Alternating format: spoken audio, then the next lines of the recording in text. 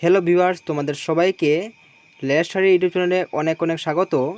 এরকম শিক্ষা বিষয়ে গুরুত্বপূর্ণ নতুন ইনফরমেশন এবং নোট সাজেশন সর্বত্র পাওয়ার জন্য অবশ্যই আমাদের ইউটিউব চ্যানেলটিকে সাবস্ক্রাইব করবে এবং সাবস্ক্রাইব করে পাশে থাকা বেল আইকনটিকে প্রেস করে দেবে, যাতে করে যখন নতুন কোনো ভিডিও আসবে তো তোমরা সেটার সঙ্গে সঙ্গে পেয়ে যাবে।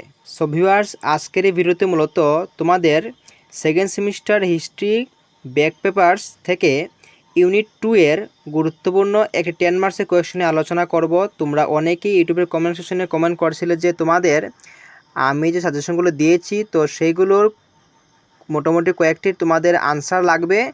তো তোমরা এই ভিডিওটি শুরু থেকে শেষ পর্যন্ত ভালো করে দেখবে। আর যদি ভিডিওটি ভালো লাগে অবশ্যই লাইক করবে এবং এই ভিডিওটি তোমরা তোমাদের বন্ধুবান্ধবের সাথে শেয়ার করবে, যার ফলে তারাও এই ভিডিওটির মাধ্যমে উপকৃত হতে পারবে। ঠিক আছে, তাহলে চলো আর দেরি না করে ভিডিওটি শুরু করছি।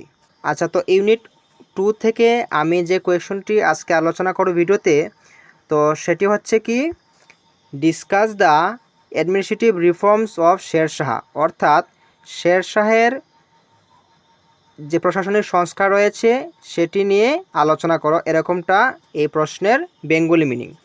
তো তোমরা এটা আমি যেভাবে বলবো সেভাবে তোমরা পরীক্ষার মধ্যে লিখবে, তাহলে তোমরা ভালো মার্কস করতে পারবে বা ভালো মার্কস পাবে। ঠিক আছে, প্রথমে তোমরা একটা ইন্ট্রোডাকশন পার্ট বা ভূমিকা দেবে, এরকম যে শেরশাহ সুরি ছিলেন ভারতীয় ইতিহাসের অন্যতম সফল এবং প্রভাবশালী শাসক। তার শাসনকাল মাত্র 5 বছর হলেও তিনি গভীর প্রশাসনিক সংস্কার করেছিলেন, যা পরবর্তীকালে মুঘল সম্রাট আকবর সহ অন্যান্য শাসকদের শাসন ব্যবস্থার ভিত্তি হিসাবে বিবেচিত হয়। শেরশাহের প্রশাসনিক নীতি ছিল দক্ষ, সুশৃঙ্খল এবং সাধারণ মানুষের কল্যাণকামী। তো এইভাবে তোমরা প্রথম ভূমিকা বা ইন্ট্রোডাকশন পার্ট দিলে তোমরা খুবই ভালো মার্কস পাবে। নেক্সট পার্টে যাওয়ার আগে তোমাদের একটা কথা বলে দিই, এরকম কোয়েশ্চনের আনসার কিন্তু প্রিন্টেড তোমরা কোনো চ্যানেলে এরকম পাবে না, তোমরা শুধু এই চ্যানেলের মধ্যেই পাবে। তো তোমরা যারাই ভিডিওটি দেখবে এবং উপকৃত হবে তোমরা অবশ্যই ভিডিওটিতে একটি লাইক করবে, কারণ একটি ভিডিও বানাতে আমাকে অনেক সময় খরচ করতে হয় এবং অনেক হার্ডওয়ার্কও সেটা লাগে। ঠিক আছে, তো তোমরা এটা অবশ্যই বুঝবে, যার জন্য তোমরা অবশ্যই এই ভিডিওটি তোমরা অন্য বন্ধুদের সাথে তোমরা শেয়ার করবে। ঠিক আছে, আচ্ছা এবার দেখো নেক্সট যে পয়েন্টটি হচ্ছে সেটা হবে এরকম যে তোমরা ইন্ট্রোডাকশন বা ভূমিকা পার্টটি লেখার পর এরকম লিখবে যে প্রশাসনিক সংস্কার, এরকম দিয়ে একটা হেডিং দেবে, হেডিং দিয়ে এরকম লিখবে যে তার প্রশাসনিক সংস্কারের কয়েকটি প্রধান দিক বিশদভাবে আলোচনা করা হলো। এরকম দিলে খুবই সুন্দরভাবে তোমরা পরীক্ষার মধ্যে তোমাদের প্রশ্নের উত্তরটি উপস্থাপন করতে পারবে। এরপর দেখো এই যে প্রশাসনিক সংস্কার, তো এটার মধ্যে কয়েকটি পার্টে তোমরা লিখবে, তাহলে ভালো মার্কস হবে। যেমন প্রথম ক নম্বর দিয়ে লিখবে এরকম যে ভূমি রাজস্ব সংস্কার। তো এটার মধ্যে দেখো তোমরা দু একটা অ্যাড করবে এরকম যে ভূমি রাজস্ব ব্যবস্থায় শেরশাহ উল্লেখযোগ্য সংস্কার এনেছিলেন। তার রাজস্ব সংস্কার মূলত রাজ্যকে সমৃদ্ধ এবং কৃষকদের জন্য ন্যায়সঙ্গত ছিল। এই যে ওয়ার্ডগুলি আছে সেই ওয়ার্ডগুলো কিন্তু খুবই সহজ, একেবারে সহজভাবে আমি কিন্তু এগুলো প্রিন্টেড করেছি। ঠিক আছে, এরপর দেখো এখন এই যে রাজস্ব সংস্কার আছে, তো এইটার মধ্যেই তোমরা 2-3টি পয়েন্ট সুন্দর করে দিয়ে দেবে, বা তোমরা এখান থেকে মোটামুটি 2টি পয়েন্ট দিলেই চলবে। আমি এখানের মধ্যে দেখো 3টা পয়েন্ট দিয়েছি, তো তোমরা 2টি পয়েন্ট দেবে, এরকম যে এখানে প্রথম পয়েন্ট দেখো কী আছে, জমির মাপঝোঁক, এরপরে কী আছে, রাজস্ব নির্ধারণ। তো এখানে দেখো জমির যে মাপঝোঁক আছে, তো এটার মধ্যে তোমরা কি বলবে যে শেরশাহ জমির সঠিক মাপঝোঁকের জন্য আধুনিক পদ্ধতি ব্যবহার করেন। তিনি কৃষি জমি মাপার জন্য একটি মানিকর পদ্ধতি চালু করেন, যাতে প্রতি বিঘা জমির উৎপাদন ক্ষমতা নির্ধারণ করা যায়। তো তোমরা এইভাবে লিখলে খুবই সুন্দর হবে। ঠিক আছে, এরপরের পয়েন্টটা দেখো এরকম দিবে যে রাজস্ব নির্ধারণ, এগুলো তোমাদের 2 নম্বর পয়েন্ট। এরপর তোমরা 3 নম্বর পয়েন্ট তোমরা দিতে পারবে। তো 3 নম্বর কী আছে, দলিল ও নথিপত্র। তোমরা এই পার্টটা এরকম করে দেবে, যারা তোমরা 3টা পয়েন্ট দিতে পারবে তো তোমরা 3টা পয়েন্ট দিলে চলবে, না হলে তোমরা 2টি পয়েন্টও দিতে পারো। ঠিক আছে, তো এরপরে দেখো নেক্সট যে পার্ট রয়েছে, এরপর দেখো যে আছে কি, এরপর তো খ নম্বর আছে ডাক ও যোগাযোগ ব্যবস্থা। তো এই যে ডাক ও যোগাযোগ ব্যবস্থা আছে, তো এটার আন্ডারে কয়েকটি পয়েন্ট আমি অ্যাড করে দিয়েছি। হ্যাঁ, যেমন দেখো, শেরশাহ প্রশাসনিক যোগাযোগ ব্যবস্থার উন্নয়নে বিশেষ ভূমিকা রেখেছিলেন। তো এটার মধ্যে দেখো প্রথম পয়েন্ট কী দিয়েছি, 1 নম্বরে আছে যে ডাক ব্যবস্থা। তিনি একটি উন্নত ডাক ব্যবস্থা চালু করেন যাতে সারা রাজ্যে দ্রুত বার্তা আদান প্রদান সম্ভব হয়। রাস্তার প্রতিটি গুরুত্বপূর্ণ জায়গায় সরাইখানা এবং ডাকঘর স্থাপন করা হয়েছিল। এসব স্থানে ঘোড়ার ডাক, যাকে বলা কি হর্স কুরিয়ার, হ্যাঁ, ব্যবহৃত হতো যাতে বার্তা দ্রুত স্থানান্তরিত করা যায়। তো এইগুলো ডাক ব্যবস্থা ও যোগাযোগ ব্যবস্থার মধ্যে একটি পয়েন্ট। এরপর দেখো এটার মধ্যে আরেকটি পয়েন্ট রয়েছে যে গ্র্যান্ড ট্রাঙ্ক রোড, অর্থাৎ জিটি রোড। হ্যাঁ, এরকম ধরনের ব্র্যাকেট দিয়ে জিটি রোড লিখবে, তাহলে খুবই সুন্দর হবে।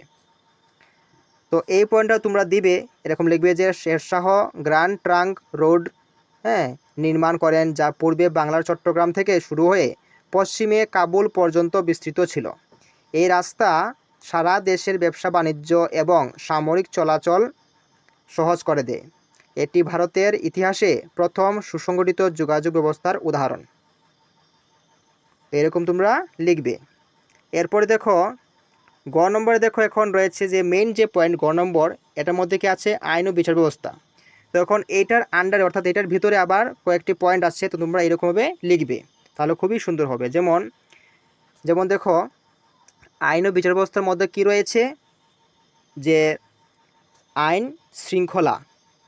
শৃঙ্খলা রক্ষা। তো তো দেখো এটা দেখো কি আছে, যে শেরশাহের আমলে অপরাধীদের প্রতি কঠোর শাস্তির বিধান ছিল। চুরি, ডাকাতি এবং অন্যান্য অপরাধ কঠোর শাস্তির আওতায় পড়ত।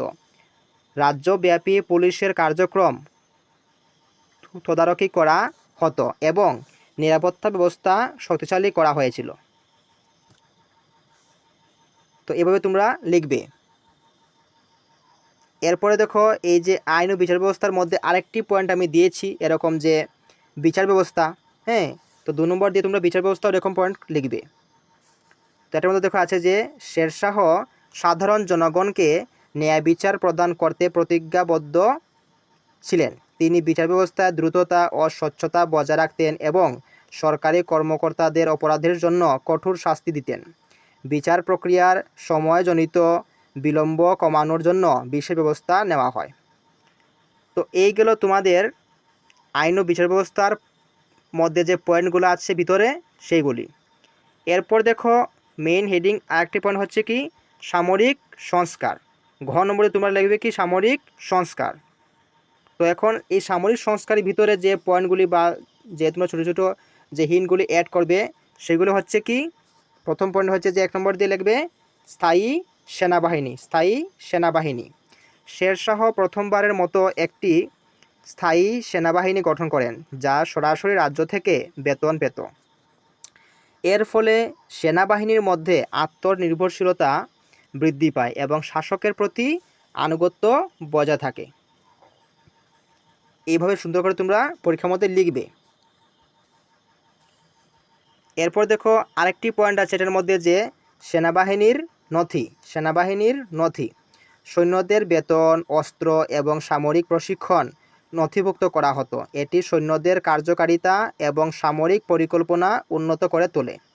তো তোমাদের এই জায়গার মধ্যে আমি একটু বলেই দিই যে তোমরা যদি চাও যে এই যে সামরিক সংস্কার আছে এই মেইন হেডিং, তো এটার ভিতরে তোমরা এরকম পয়েন্ট না দিয়ে তোমরা শুধু এই জায়গা থেকে এই জায়গা পর্যন্ত, এরপরে যেমন সেনাবাহিনীর নথি যে আছে পয়েন্টটা, তো এখান থেকে যে সৈন্যদের আছে এই জায়গা থেকে উন্নত করে তোলে পর্যন্ত তোমরা লিখতে পারবে। ঠিক আছে, একটু এই দুটি পয়েন্টে তোমরা মিক্সড করে একসাথে লিখতে পারবে।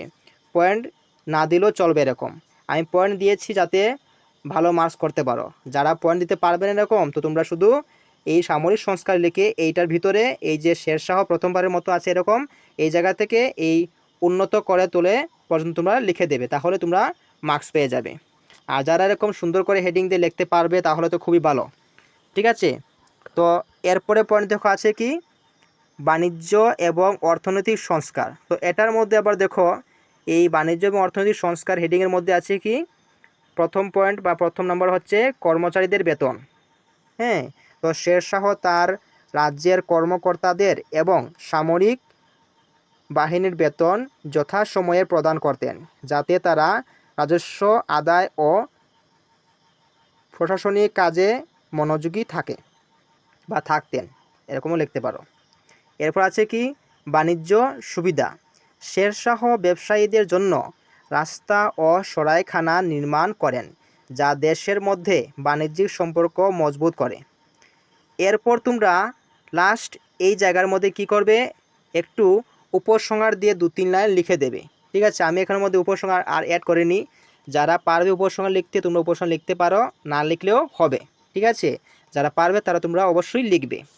উপসংহার দিয়ে 2-3 লাইন বানিয়ে তোমরা একটু লিখে দেবে, তাহলেই হয়ে যাবে।